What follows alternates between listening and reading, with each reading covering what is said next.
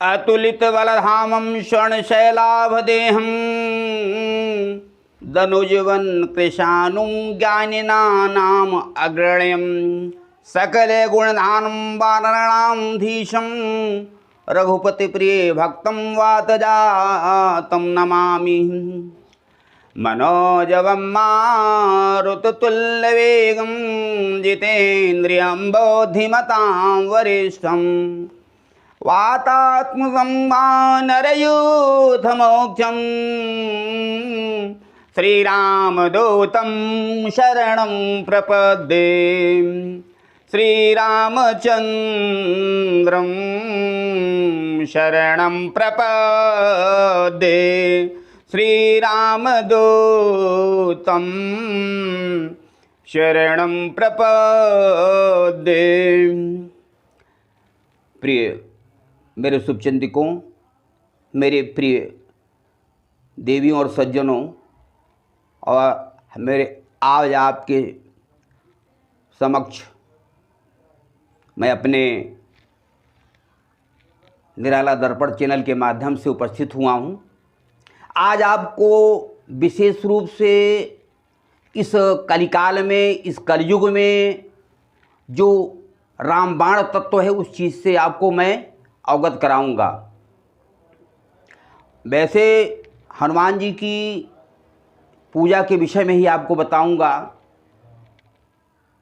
सुंदरकांड का महत्व क्या है, सुंदरकांड के लाभ क्या हैं, कैसे करना चाहिए, कब करना चाहिए, आदि सभी विषयों पर प्रकाश डालूंगा। जैसा कि आप जानते हैं कि वैसे तो हनुमान जी चारों युगों में सर्वत्र व्याप्त हैं, लेकिन इस कलयुग में विशेष तौर पर उनका व्यापकत्व और सुप्रभाव है। जल स्थल वन उपवन कहीं भी, सर्वत्र, ग्राम नगर, सर्वत्र हनुमान जी चोला से सज्जित और सुंदर से लेपित आपको मिल जाएंगे। हाथ में अनेक स्थानों पर हाथ में गदा लेकर और लंगोटी धारण किए हुए हनुमान जी सर्वत्र कोने कोने में, विश्व के कोने कोने में आप दर्शन कर सकते हैं। तो इसलिए हनुमान जी की कृपा प्राप्त करने के लिए आपको क्या करना है, कैसे करना है, उनकी पूजा क्या विधि है। तो ये पूजा इनकी बहुत ही सरल और सहज है। जब भी आप इनका विशेष रूप से सुंदरकांड का दिन जो होता है मंगलवार और शनिवार को होता है, हनुमान जी की मूर्ति स्थापित करें घर में, शौचादि क्रिया से निवृत्त होकर स्वच्छ वस्त्र धारण करें, अपना खुद पवित्र हों। अपवित्रो पवित्रवा सर्वास्थाम कृत्वा हर्षपरीत पुंडिकाक्षोभ्यांतरा शुचि। फिर जल आचमनी से जल लें और 3 बार आचमन करें। माधवाय नमः, केशवाय नमः, नारायण नमः। तो खुद पवित्र हो, तन मन सब पवित्र हो जाए तो ध्यान करें, मेडिटेशन फॉर हनुमान जी। तो इसके बाद ध्यान करके फिर आप जैसा कि जानते हैं परम पूज्य देवता भगवान गणेश जी का भी ध्यान कर लें, मानसिक रूप से ध्यान कर लें। अगर सामग्री उपलब्ध नहीं तो मानसिक रूप से ध्यान कर लें। अगर स्टैच्यू है, गणेश जी की मूर्ति रखी है, तो गणेश जी का ध्यान करें, पूजन करें, स्नान करा दें, पृथ्वी माता का स्नान करा दें। उसके बाद भगवान हनुमान जी का ध्यान करें, उनके अपने विचार को केंद्रित करें भगवान जी की स्टैच्यू पर, हनुमान जी की स्टैच्यू पर अपने ध्यान को केंद्रित करें। तो मंगल या शनिवार को सुंदरकांड तो खैर होता ही है। यदि आप प्रतिदिन रेगुलर आप सुंदरकांड करते रहें तो आपके घर दुख दरिद्र तो दूर होंगे ही, और साथ ही साथ आपकी सभी मनोकामनाएं पूर्ण होंगी। जैसा कि मैंने बताया, पंचोपचार पूजन अवश्य करके तब ये कार्य करें। धूप दीप नैवेद्य अर्पित करके और अपने हाथ करबद्ध प्रार्थना करके कि हनुमान जी मैं अपने यथाशक्ति आपका पूजन अर्चना कर रहा हूँ। यदि कोई त्रुटि हो तो क्षमा करें, क्योंकि भगवान तो अंतर्यामी ही, सब जानते हैं। हनुमान जी की कृपा हमें प्राप्त हो, क्योंकि इस जैसे इस कलयुग में माँ दुर्गा जी का नव पूजा अर्चना होता है और त्वरित फल मिलता है, वैसे हनुमान जी की कृपा दृष्टि अवश्य प्राप्त होती है और वो व्यक्ति, वो भक्त विशेष रूप से लाभान्वित होता है। तो खास करके हनुमान जी की पूजा अर्चना में जब सुंदरकांड करने लगी तो हनुमान जी की विशेष रूप से उनकी मूर्ति रखी जाती है, क्योंकि हनुमान जी या बजरंगबली भक्त के रूप में आपके दिल में प्रवेश करते हैं। सेवक के रूप में भक्त के प्रतीक हैं, सेवक के रूप में भक्ति के प्रतीक हैं, इसलिए उनकी मूर्ति रखी जाती है। और वैसे भी जहाँ भगवान का भजन होता है, भगवान राम की कथा होती है, हनुमान जी अवश्य वहाँ पर उपस्थित हो जाते हैं। अगर आप कहीं संकट में पड़े हुए हैं, किसी ऐसी जगह जो कि आप डरावनी हो, तो वहाँ भगवान हनुमान चालीसा का पाठ लोग शुरू कर दिया जाए तो तुरंत ही आपके संकट का निवारण हो जाता है। तो इस तरीके से किसी भी रूप में सिर्फ और सिर्फ आपका ध्यान, आपका फोकस सिर्फ भगवान पर केंद्रित होना चाहिए, क्योंकि मन बहुत चंचल है। मन सरलता से एकाग्र नहीं हो पाता है, इसलिए मन को एकाग्र करके प्रभु के ध्यान में लगाएं, हनुमान जी के चरणों में लगाएं। तो इस तरीके से आप जानते हैं कि ईश्वर की कृपा के बिना कोई चीज़ संभव नहीं है। भगवान राम ने बड़ी कुशलता से और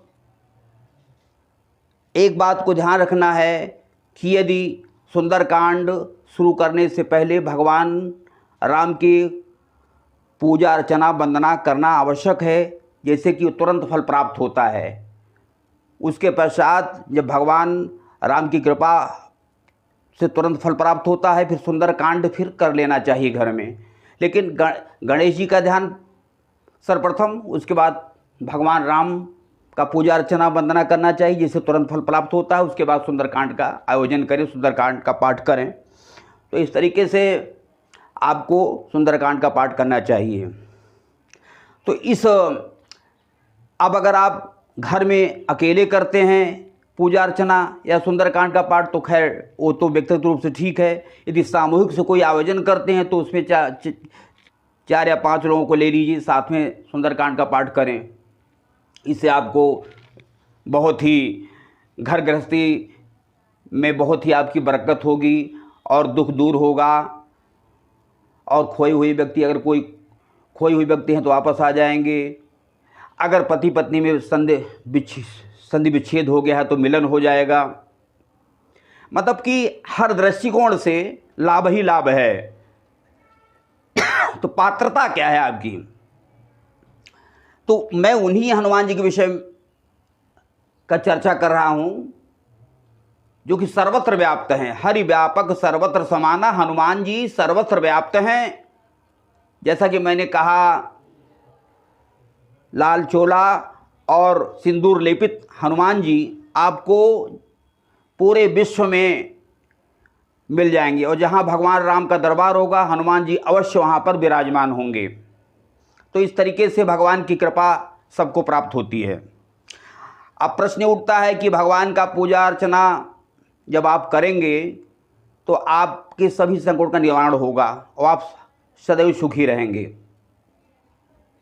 तो इस तरीके से भगवान की, हनुमान जी का सुंदरकांड का पाठ करें और घर में शांति रहेगी, सारे दुख दूर होंगे। तो इस प्रभाव से आप दुखों के प्रभाव से मुक्त हो जाएंगे। विशेष रूप से इस कलयुग में बहुत ही सुप्रभाव है सुंदरकांड का। सुंदरकांड में देखिए, हनुमान जी रुद्रावतार हनुमान जी ही नायक हैं। ये बड़ी ही कुशलता से भगवान राम की कृपा से एक ही छलांग में अथाह सागर समुद्र को लांघ जाते हैं और बड़ी कुशलता से लंकनी पर प्रहार करके लंका में भी प्रवेश कर जाते हैं। और सीता माता का अब देखते हैं, वहाँ विष्णु का मंदिर था तो वहाँ गए तो उनको विभीषण मिले, उन्होंने बताया, सीता जी के कष्ट को बताया तो हनुमान जी बहुत व्यथित हुए। तो हनुमान जी ने माता सीता को राम जी की विरह व्यथा का इतना सुंदर भावपूर्ण वर्णन किया कि सीता जी अपनी विरह व्यथा को भूलकर भगवान राम की विरह व्यथा में डूब जाती हैं। तो इस तरीके से इतना गहनतम सुंदरतम रूप से वर्णन किया उन्होंने।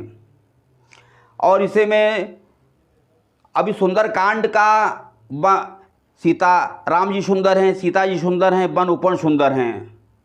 सुंदरे सुंदरे रामा सुंदरे सुंदरी कथा, सुंदरे सुंदरे सीता सुंदरे किम न सुंदरम।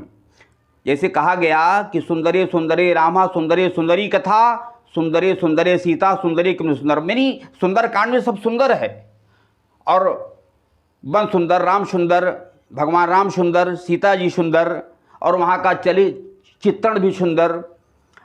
तो इस दृष्टिकोण से सुंदरकांड का पाठ करने से आप सदैव आपके घर में शांति, समृद्धि, संपन्नता और कुशलता और सबके चरित्र का निर्माण होता रहेगा। तो इस दृष्टिकोण से आपको मैं फिर से इस ओर प्रेरित करता हूँ कि सुंदरकांड का पाठ अवश्य करना चाहिए। इससे आपको बहुत लाभ होता है। और इससे आपको, अब भगवान राम जब विरह में थे तो हनुमान जी सीता जी का खोज किया और खोज करके ले आए, राम को विरह से मुक्त किया, और साथ ही इन्होंने राम को विरह से मुक्त किया और युद्ध के लिए प्रेरित भी किया, लंका की चढ़ाई के लिए प्रेरित भी किया। इसीलिए भगवान राम ने बड़ी कृतज्ञता जाहिर किया। भगवान राम ने हनुमान जी के प्रति बहुत कृतज्ञता जाहिर किया। इन्हीं अभी सुंदरकांड में दिया है कि इस सुंदरकांड के पाठ को करने से लोग भवसागर पार कर जाते हैं। तो उसमें रामचरितमानस में दिया ना कि सुनि तो ही उड़न में नाही, देखो कर विचार मन माही। रामचंद्र ने बड़े भावपूर्ण शब्दों में कहा कि सुनि सुति तो ही उड़न में नाही, देखो विचार कर मन नाही। हमने देखा कि अब इस तरीके से उन्होंने आभार प्रकट किया। बल, तेज, बुद्धि, ताकत, उमंग, जोश, हर्ष, उल्लास सब रामचंद्र ही का था, लेकिन हनुमान जी ने अपना श्रेय बिल्कुल भी नहीं दिया। उन्होंने अपने को शून्य माना। सिर्फ भगवान राम के कारण ही, भगवान राम की कृपा से ही उन्होंने ये दुर्लभ कार्य को पूरा किया। तो इस तरीके से हनुमान जी की कृपा के लिए आप सुंदरकांड का पाठ करें। और कहीं पर एक जैसा कि आप एक सामूहिक रूप से कभी कुछ लोग इकट्ठे हो, एक अपना वो सामूहिक रूप से अपना एक टीम बना लें, जिससे घर में सुंदरकांड का पाठ हो, इससे लोग लाभान्वित होंगे। तो साथ ही अब आप जानें कि सुंदरकांड में 3 श्लोक, 60 दोहे और 526 चौप हैं। 3 श्लोक, 60 दोहे, 526 चौपाइयाँ हैं। तो इसमें 3 श्लोक 60 दोहे, तो प्रथम 30 दोहों में विष्णु स्वरूप भगवान के राम के गुणों का वर्णन है, और 24 दोहों में सुंदर शब्द आया है। प्रथम 30 दोहों में सुंदर शब्द 24 बार आया है। तो कहने का तात्पर्य है कि सुंदर ही सुंदर है, चारों तरफ सुंदर ही सुंदर है। मन सुंदर, तन सुंदर, स्थान सुंदर, दिव्यता भव्यता का एक प्रतीक है। आप अपने जीवन के लक्ष्य प्राप्त करने के लिए, अपने घर में सुख शांति के लिए, स्वयं के विकास के लिए, ईश्वर की प्राप्ति के लिए, अपने इस मानव रूपी जो जन्म मिला है इसको सार्थक करने के लिए, मोक्ष प्राप्त करने के लिए, इन सबों के लिए, अपने को जानने के लिए, तो ये अवश्य है कि इस सुंदर कांड में आपको हर रूप में वर्णन मिलेगा। और आधिदैविक आधिभौतिक आध्यात्मिक दृष्टिकोण से ये बड़ा मनोहारी कांड है, जो कि सुंदर कांड है। हनुमान जी रुद्रावतार हैं और हनुमान जी की सुंदर कांड हनुमान जी का एक राम बाण है, जो कि घर घर में होना चाहिए और सभी का कल्याण होना चाहिए। तो लक्ष्य ये है कि हनुमान जी की प्राप्ति के लिए हमें कितनी बड़ी उपासना। अब लोग मंगलवार व्रत रहते हैं, तो मंगल के दिन अवश्य आप नित्य क्रिया से निवृत्त होकर के, स्वजात क्रिया से निवृत्त होकर के भगवान को ध्यान करें। हनुमान जी की फ़ोटो है, वहाँ बैठे, पूजा स्थल पर बैठें, गंगा जल लेकर के अपने को पवित्र करें, आचमन करें, उनका ध्यान करें, पृथ्वी पूजन, गौरी गणेश पूजन, भगवान हनुमान जी का पूजन। हाँ, लेकिन इसके पहले रामचंद्र जी का ध्यान पूजा अर्चना कर लेना चाहिए, उसके बाद हनुमान जी पे आना चाहिए, जिससे कि आपको त्वरित फल मिलता है।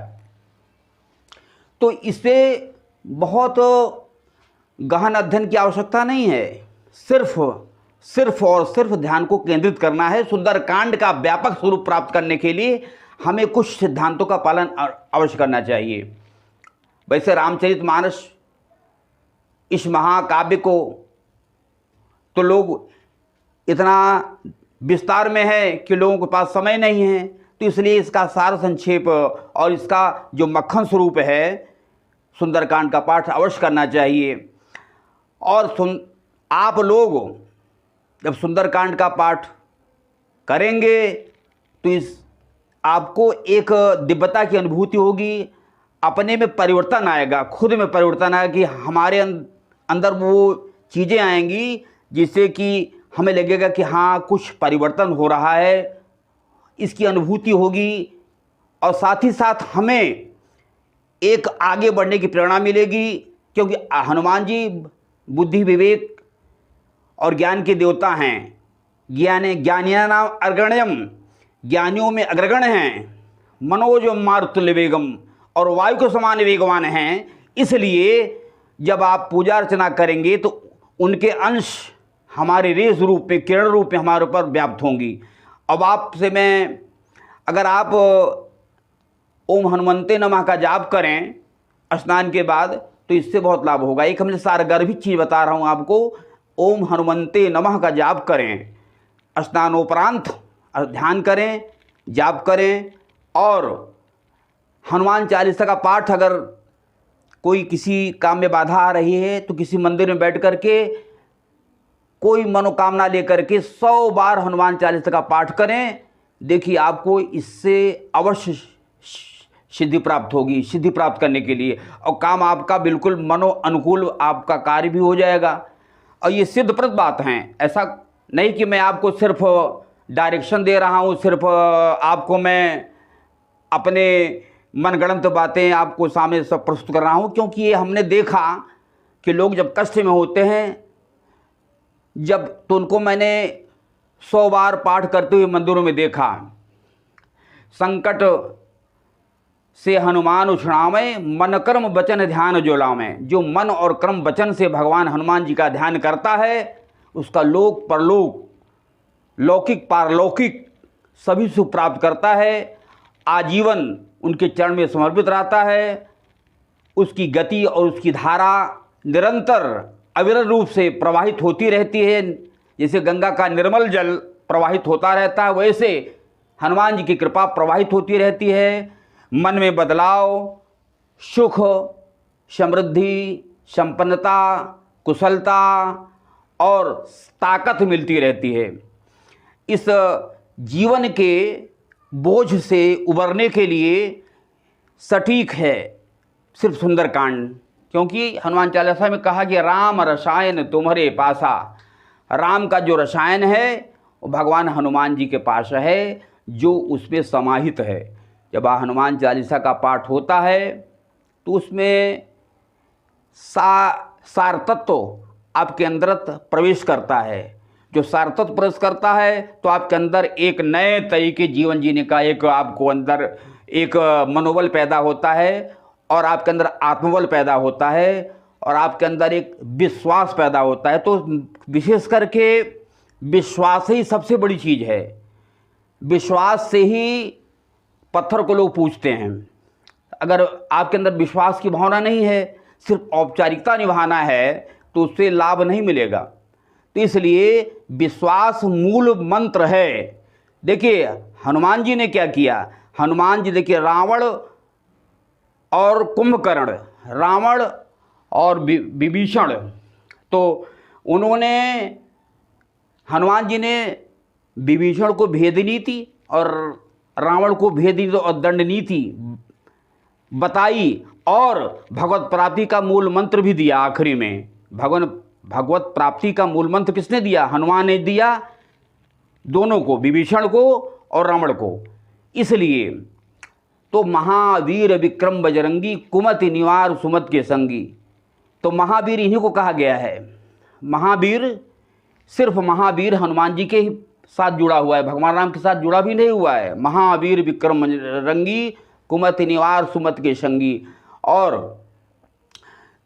भगवान राम के चरित्र का वर्णन जितना आप करेंगे उतना ही आपको लाभ अति शीघ्र मिलने वाला है। भगवान राम के गुणों का वर्णन, भगवान राम के विष्णु स्वरूप भगवान श्री राम के गुणों का वर्णन और हनुमान जी की पूजा अर्चना वंदना, ये आज के कलयुग में विशेष रूप से सुप्रभाव और व्यापकत्व है। इसलिए कलिकाल में ये विशेष रूप से होना चाहिए। साथ ही मैं बताना चाहूँगा कि जीवन इस समय बहुत संकटमय है। तो घर घर में, अगर घर भी एक मंदिर है, घर घर में सुंदरकांड हो या भगवान सत्यनारायण की कथा, आप किसी शुभ पर्व पर, किसी जन्मदिन पर, किसी विशेष तिथि पर किसी न किसी रूप में अवश्य कराना चाहिए, जिससे कि लाभ होता है। और ख़ास करके इन सब बातों पर गंभीरता से गहन अध्ययन करना चाहिए कि हमारे घर में सुख समृद्धि कैसे बनी रही। कि जीवन अपना सीमित है। जो हमको लोगों को दिन मिला है, क्षण मिला है, पल मिला है, ये क्षण, ये नपा तुला मापदंड है। और जिस दिन ये क्षण और पल खत्म होगा, जीवन की डायरी समाप्त होगी, उस दिन तो जाना सुनिश्चित है। तो इसलिए हम क्यों ना हर दिन को उत्सव मनाएं, हर दिन को उत्सव के रूप में डालें, उमंग के रूप में, जूस के रूप में, नाच गाना के रूप में, कीर्तन के रूप में, भजन के रूप में, हर दिन एक उत्सव रूप में स्वीकार करें। तो जब आप उत्सव रूप में स्वीकार करेंगे तो जीने का मज़ा कुछ और है, जीने का कुछ आनंद ही और है। अब मुँह लटका के जीना, नर्वस होकर जीना, जहाँ पर निराशा है वो जालो नास्तिक हो गया व्यक्ति। निराशा ही नास्तिक का पहचान है। इसलिए और यदि आप भगवान के सानिध्य में हैं और भगवान के शरण में हैं तो आपको लगातार ऊर्जा, आवेश और आपके अंदर एक आत्मीय शक्ति, आपके अंदर एक प्रबल वेग, आपके अंदर एक, इसका आप अवगाहन करिए, अवलोकन करिए। इस दृष्टिकोण से आप जरूर इस पर आप खोज करेंगे तो आप अपने अंदर ये पाएंगे कि आप सुंदरकांड अगर पाठ करेंगे तो आपके अंदर ऊर्जा आएगी, जोश आएगा, उमंग आएगा, उल्लास आएगा, परिवार आपका खुशहाल रहेगा। तो इसलिए आज मैंने आपको बताया कि सुंदरकांड का महत्व क्या है, सुंदरकांड के लाभ क्या हैं, सुंदरकांड कैसे करना चाहिए। हमने बता भी दिया कि हनुमान जी की फ़ोटो रखिए, पंचोपचार पूजन कर लीजिए। एक मानसिक तौर पे अगर कुछ सामग्री आपके पास नहीं है तो मानसिक रूप से उसको समझ लीजिए कि मैं फल फूल धूप दीप नैवेद्य रख रहा हूँ, भगवान की पूजा कर रहा हूँ, हनुमान जी की कृपा हमको प्राप्त हो। इन सब पर विशेष रूप से करके, और घर के जो प्राणी हैं उनको भी उनको बुलाइए, साथ में बैठाइए, प्रेरित करिए कि वो भी आपका साथ दें और साथ में सुंदरकांड का पाठ करें। तो इससे जो है विशेष फल होता है। तो कुल मिलाकर के कहने का मेरा अभिप्राय ये है कि जीवन जो मिला है, इस जीवन का सदुपयोग करें, कल कल क्षण क्षण का अन्न का उपयोग करें, क्योंकि सार्थक तभी होगा जब हम कुछ करके ऊपर जाएंगे, तभी सार्थक जीवन होगा। अन्यथा तो इस तरीके से भगवान की कृपा हमें प्राप्त होगी। और मैं आज फिर आप लोगों से मेरी एक रिक्वेस्ट है कि आप हमारे इस चैनल को, निराला दर्पण चैनल जो मेरा चल रहा है, इस पर आप बड़े प्यार से सब्सक्राइब करें और भगवान की कृपा आपको प्राप्त हो। ज़रा भी विलम्ब मत करिएगा, सब्सक्राइब अवश्य करिएगा। शर्त यही है हमारी, सिर्फ यही एक डिमांड है, यही एक आपका प्यार, स्नेह है, आपका प्यार है। अन्यथा जिससे कि मैं, अगर आप कुछ एनर्जी आप डालते रहेंगे तो मेरे अंदर ऊर्जा आती रहेगी, जिससे मैं आपको कुछ चीज़ें, मूल तत्व, अच्छी अच्छी चीज़ें घर के विकास के लिए, सुख समृद्धि के लिए आपको लेके आता रहूँगा। अभी अब मेरा चैनल जो चल रहा है निराला दर्पण के अभी नाम से, तो मेरे इसको आप सब्सक्राइब करें और बटन दबाएं। आपसे मैं यही गुजारिश और यही आपसे मेरा रिक्वेस्ट है। और इन्हीं शब्दों के साथ वाणी को विराम देता हूँ। बोलिए राजा रामचंद्र की जय।